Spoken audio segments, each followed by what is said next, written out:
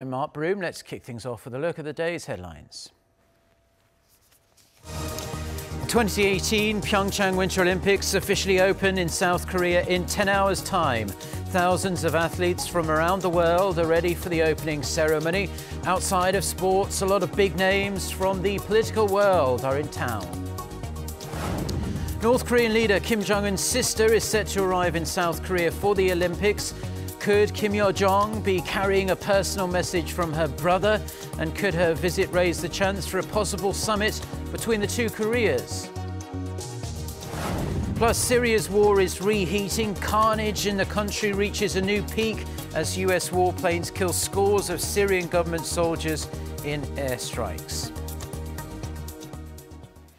The wait is almost over. The 23rd Winter Olympics will officially kick off its 3-week run in PyeongChang, with the opening ceremony set to start in 10 hours from now. That's 8 p.m. Korea time, 6 a.m.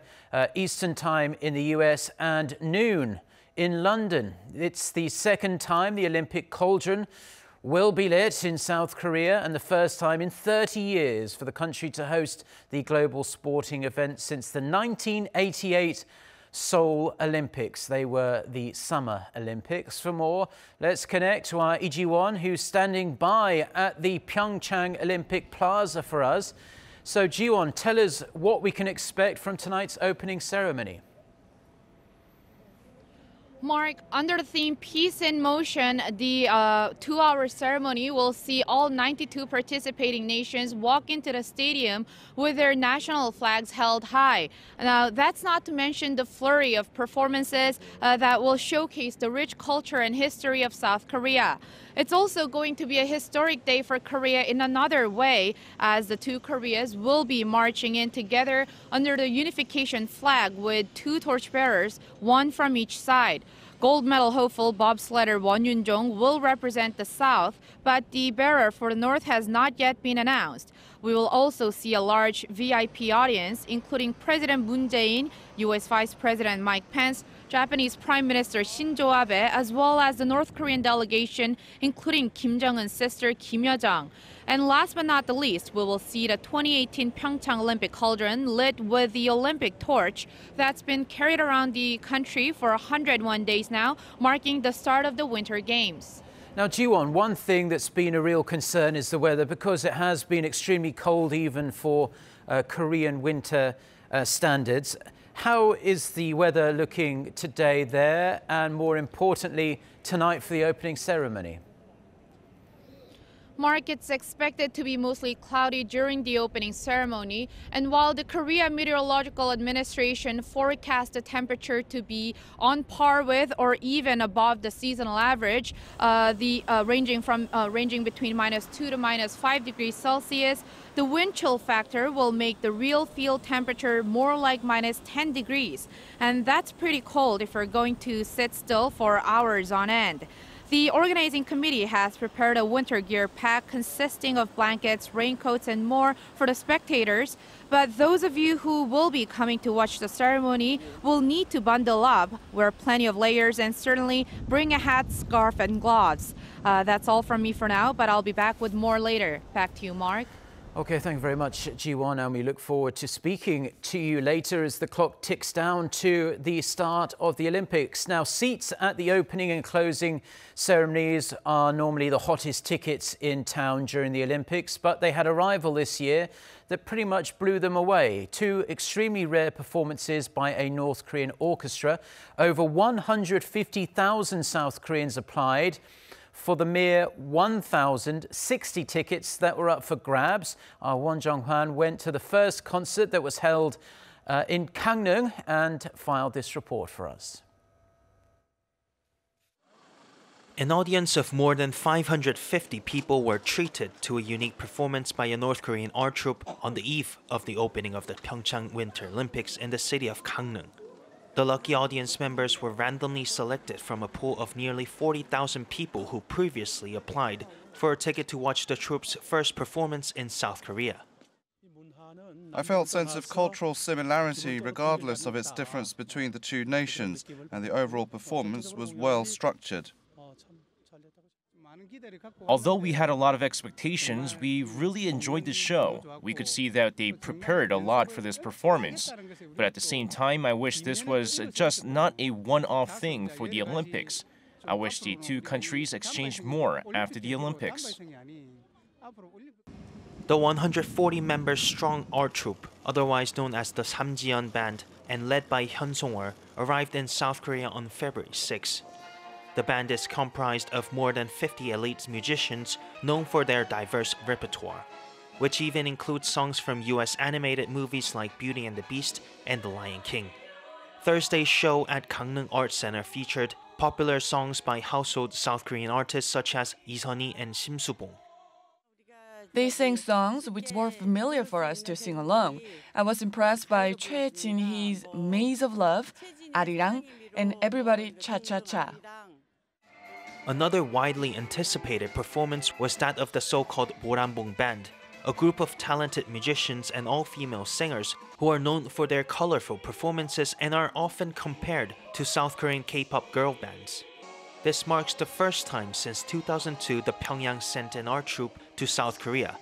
It is also the largest North Korean artistic delegation to ever perform on the South Korean stage. Meanwhile, nearly 300 conservative activists held a rally in front of the Gangneung Art Center. Some 4 hours prior the performance, the protest ended without incident. Next, for the Northeast Art Troupe, a trip to Seoul to perform at the National Theatre of Korea on Sunday evening, just one day after the joint women's ice hockey team's historic first match against Switzerland. Won Jong-hwan, Arirang News, Gangneung. Now, also in South Korea for the Olympics, US Vice President Mike Pence meeting with President Moon Jae-in upon his arrival on Thursday. The two sides shared their own ways of dealing with North Korea, adding some extra spice to the clashing perspectives on the best path to take on the regime. The North's leader, his younger sister, is flying to the south this afternoon, as we've been reporting. Our chief Blue House correspondent, Moon Gangneung, reports. Welcoming the U.S. Vice President Mike Pence to the presidential Blue House, South Korean President Moon Jae-in took the opportunity to highlight the visit of the North Korean officials to PyeongChang, what he referred to as Olympic Games of Peace. President Moon credited the allies' close coordination and firm principles for getting North Korea to engage in inter-Korean talks and participate in the Winter Olympics in his country. 이 기회를 최대한 활용하여 북한을 비핵화와 한반도 평화 정착을 위한 대화의 장으로 이끌어내기 위해서 노력해 나가고자 합니다. Although the two agreed that the goal of any opening with North Korea must be denuclearization, there appears to be differences in how they'd like to get there. The United States of America will continue to stand shoulder to shoulder in our effort to bring maximum pressure to bear on North Korea until that time comes when they finally and permanently and irreversibly abandon their nuclear and ballistic missile ambitions. Despite possible disagreements over how to approach North Korea, Mr. Moon and Pence in one voice echoed that the state of alliance between South Korea and the U.S. is unshakable.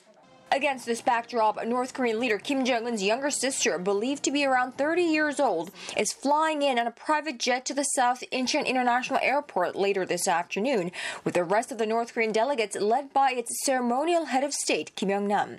The presidential Blue House said President Moon will hold a luncheon with the North Korean delegates, including the first member of the North ruling Kim family to visit South Korea.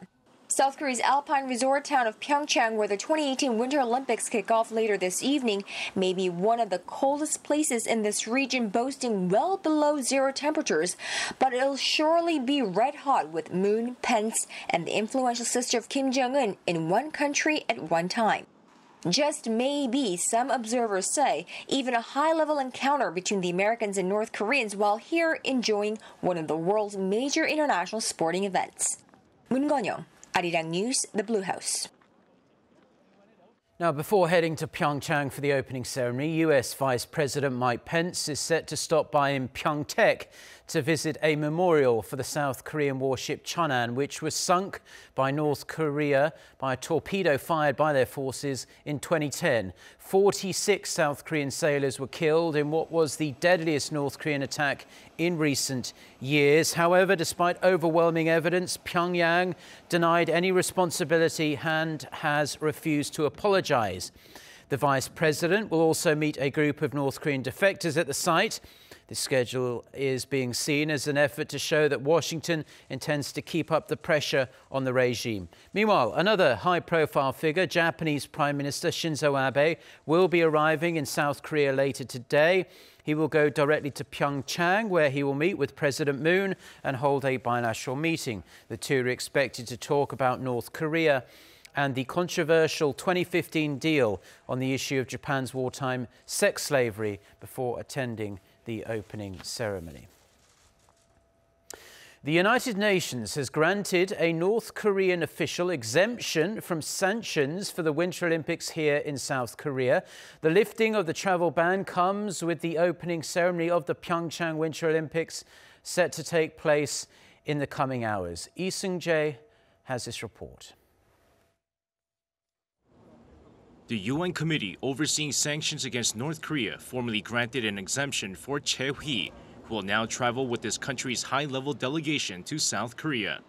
Che is the chairman of Pyongyang's National Sports Guidance Committee, but also headed the regime's propaganda department previously. He has been on a UN sanctions blacklist since June last year, which banned him from traveling and froze his assets. The official was included in North Korea's Olympics delegation list provided by Pyongyang on Tuesday. Seoul formally requested that the UN allowed all members of the proposed delegation to come, saying it will, quote, serve as a timely opportunity to reduce tensions on the Korean peninsula and beyond. However, the request came at a time when the international community's main policy on the regime is pressure and sanctions, and with North Korea showing no interest in giving up its nuclear program. The move opens up the Moon administration to criticism of pandering to Pyongyang, but the potential rewards mean it's a risk Seoul is willing to take. If through these efforts steps are made toward North Korea's denuclearization or lead to lasting peace on the peninsula, then for the Moon administration it will be worth it. How they are judged will depend on the gains they make after the Olympics. With the green light given, Che will join other officials in the delegation that will arrive in South Korea on Friday for the opening ceremony of the PyeongChang Winter Olympic Games. Lee Seung-jae, Arirang News. And with the so-called Peace Olympics just hours away now, world-renowned symbols of peace and the world, the UN chief and Pope Francis have touted the importance of abiding by the Olympic Truce during the Winter Games. Park Ji-won with the details. In his message this week, the UN Secretary General said all the world gathered in PyeongChang will be united by the Olympic spirit of solidarity, mutual respect, and friendly competition. He said the ideal of transcending political differences for common humanity has even more resonance on the Korean peninsula, adding that the Olympics represents the best of the world's athletic achievements and the best of humanity. He called on all nations to honor the Olympic Truce, which dates back to ancient Greece. Last November, the UN General Assembly also adopted a resolution urging all member states to observe the truce throughout the period from the 7th day before the start of the Olympics until the 7th day until the end of the Paralympics. Meanwhile, Pope Francis sent his greetings to the IOC and to athletes and participants of the Winter Olympic Games in PyeongChang. He said the traditional Olympic truce has special importance this year as the national teams of both Koreas will not only parade under a united flag, but will compete as one team in women's ice hockey. This allows for hope for a world where conflicts can be resolved peacefully through dialogue and reciprocal respect, as sport teaches us to do. He added that he will send his prayers so that the Olympics will be a great feast of friendship and sport for all. Park Ji-won, Arirang News.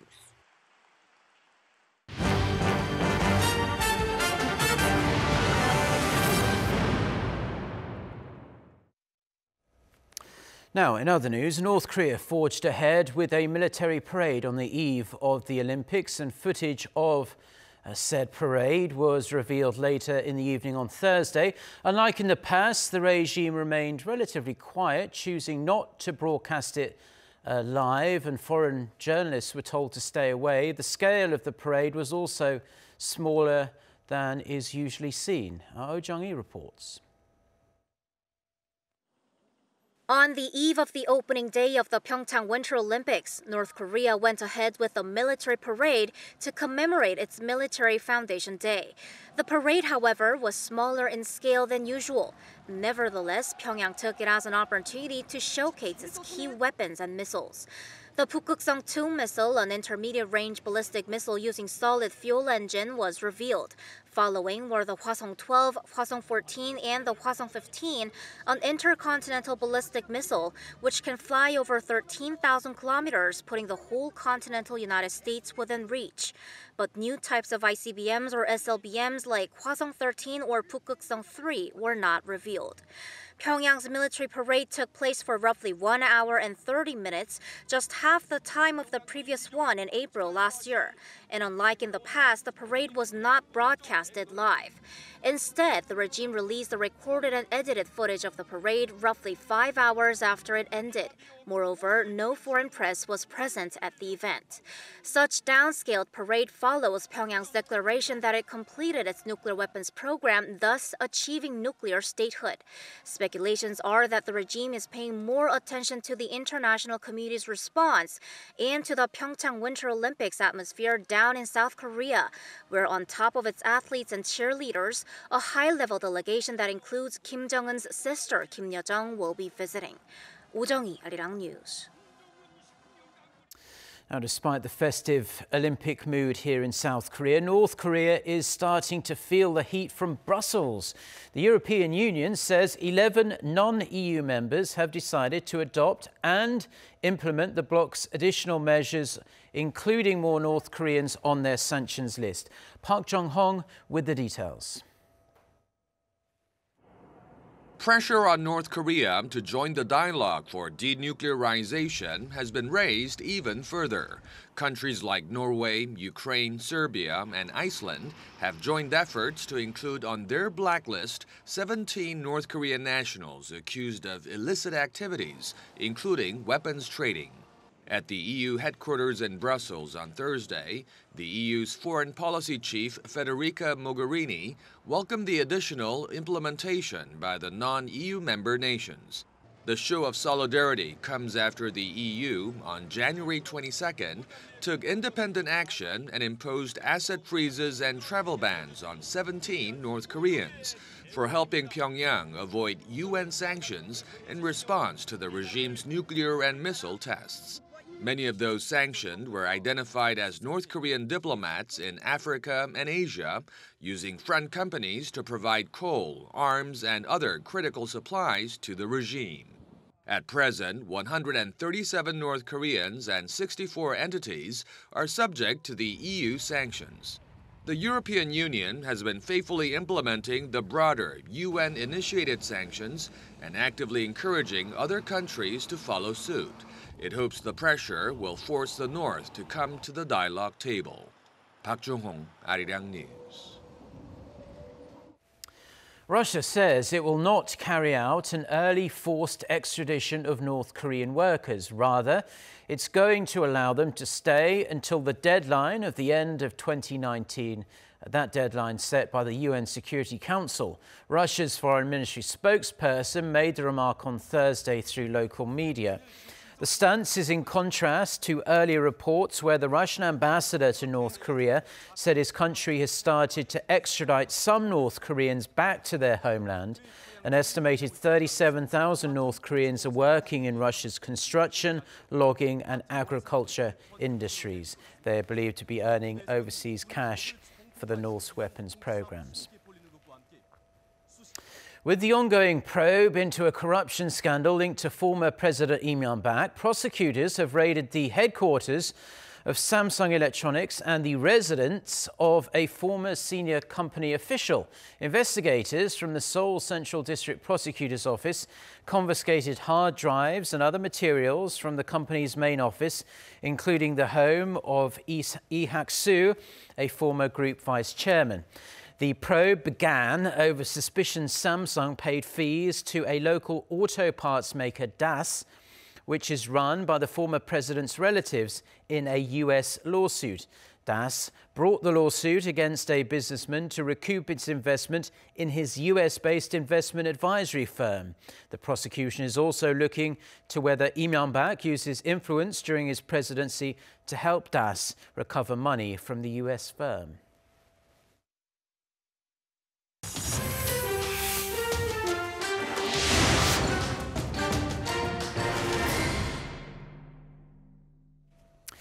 Now, for a look at stories making headlines around the world, and we are going to start with US airstrikes on pro-Syrian government forces. Thursday's bombing has incensed Damascus, but Washington says it was in self-defense. For more on this and other news, let's turn to our Noah Adam.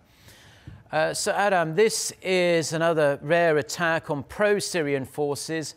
What else is being said by both sides? Well, Mark, Syrian state-run media says the US strikes killed and wounded scores of tribal fighters, calling it a new effort to, quote, support terrorism. It also accused the US of carrying out a brutal massacre and committing war crimes.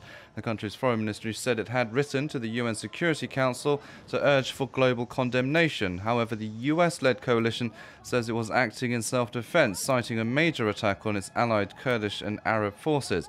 The bombing occurred in the middle Euphrates Valley in the eastern province of Deir al-Zor. The eastern side of the valley, home to an oil field, is controlled by US-backed forces, and Syrian government forces are based in the west. Russia, the main ally of Syrian President Bashar al-Assad, also denounced the attack. Moscow's defense ministry said the US was more interested in seizing Syrian economic assets rather than driving out the Islamic State group from its last major stronghold. Thursday's conflict is just the latest in a series of deadly attacks in Syria between rival forces that have led to civilian casualties.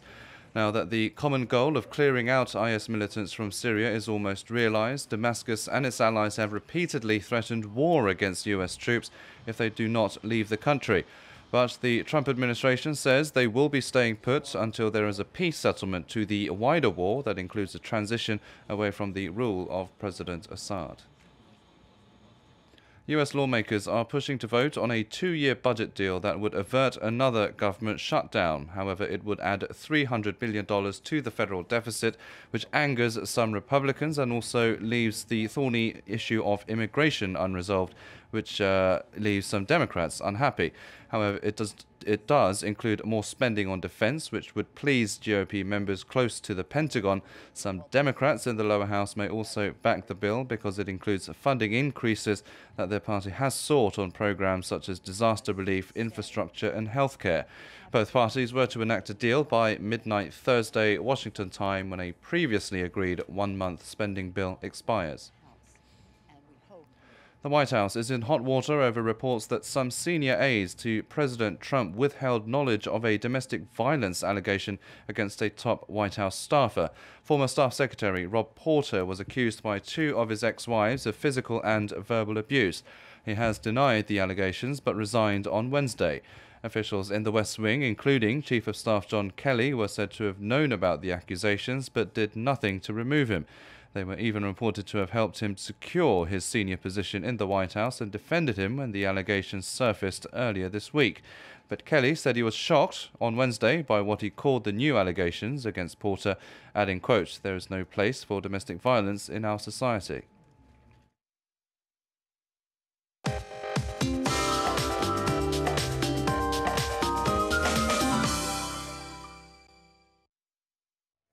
Good morning. After days of deep freeze, the nation saw some welcome relief from the cold spell yesterday. And especially those of us in Seoul will enjoy a lot milder high with an expected high at 6 degrees Celsius this afternoon. But dry weather will remain across much of the country, including here in Seoul, and dust levels could also spike in the afternoon.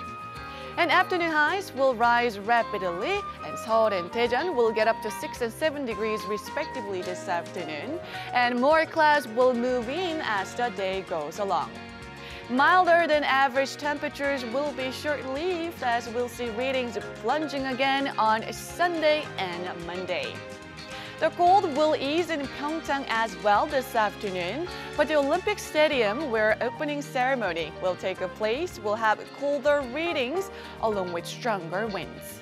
With that, let's take a look at the international weather for viewers around the world. While a milder weather pattern is on the way for much of the peninsula with cloudier skies than Thursday, much of North Korea will also notice much higher readings this afternoon.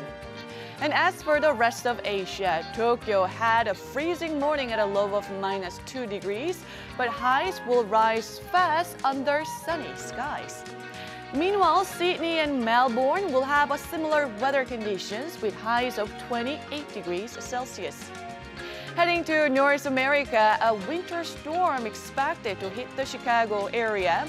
Snow could drop up to 14 inches, and that's over 35 centimeters by the time it ends on Friday night. And as for South America, Buenos Aires will have some welcome rain on Friday, and that's going to bring some relief from the steamy conditions.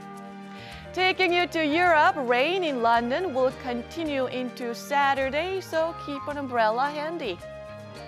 Lastly, to Africa, Algiers will only have a single-digit afternoon high at 9 degrees, so dress warmly. That's all the weather update for now. And that's where we're going to leave the news for now as well. Our next bulletin is coming up at noon Korea time, so until then, goodbye.